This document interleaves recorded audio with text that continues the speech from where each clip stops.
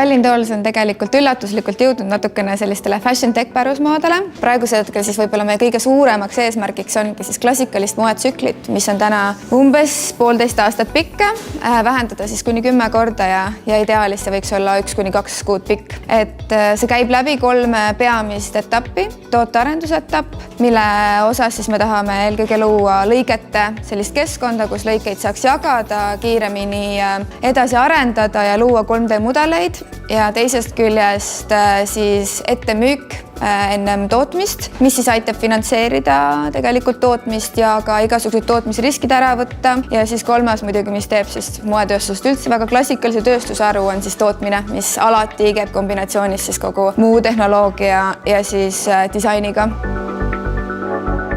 Et praegusel hetkel me oleme juba sinnamaani jõudnud, et meie ettemüügiplatvorm on siis Prioporter, mis on lansseeritud ja tegelikult on tõepoolest muutnud Tallinn Toolsi elu väga kardinaalselt ja me siis lansseerime ka siis lõigete arendusplatvormi, mis on online pattern.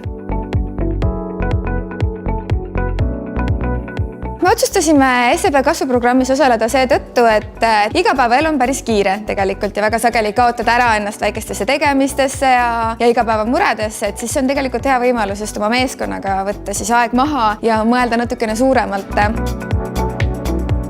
Meie proovisime programmis läheneda siis asjale pigem nagu sellise alternatiivse nagu võimalusena, kuidas siis samamoodi meie seda ühist tootetsüklit võiks ära kasutada.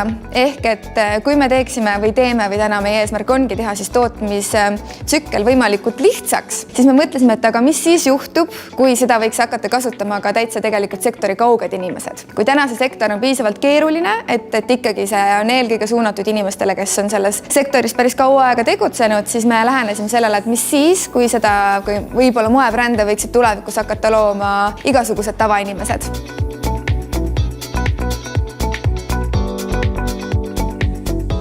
Meil oli kasvuprogrammis võib-olla kõige toredamad õppetunnid just need viimased, kus meil oli võimalus siis testida ja siis prototüüpe luua. Et ma ise olengi hästi suur testimisusku inimene ja võib-olla see andis veel võimaluse seda lihvida veelgi nagu paremaks, et hästi palju detaile eelnevalt läbi teha ja ka läbi mängida, kui see juba jõuab siis arendusse. Ma soovitaksin tõenäoliselt kasvuprogrammi ka ikkagi sarnastele ettevõtetele nagu meie ise ja näiteks moetööstus, mis on siiamaani olnud väga klassikaline, on tegelikult võib-olla digilahendustest võiks olla päris palju abi ja alati võib-olla ei tulegi selle peale. Ka minu esimene valik on kindlasti nagu digilahendustega tegeleda, et see lihtsalt kogemata tuli nagu isiklikust vajadusest lähtuvalt, et ma arvan, et selliseid klassikalisi tööstusharusid on tegelikult teisigi, kellele võiks sellest päris palju abi olla.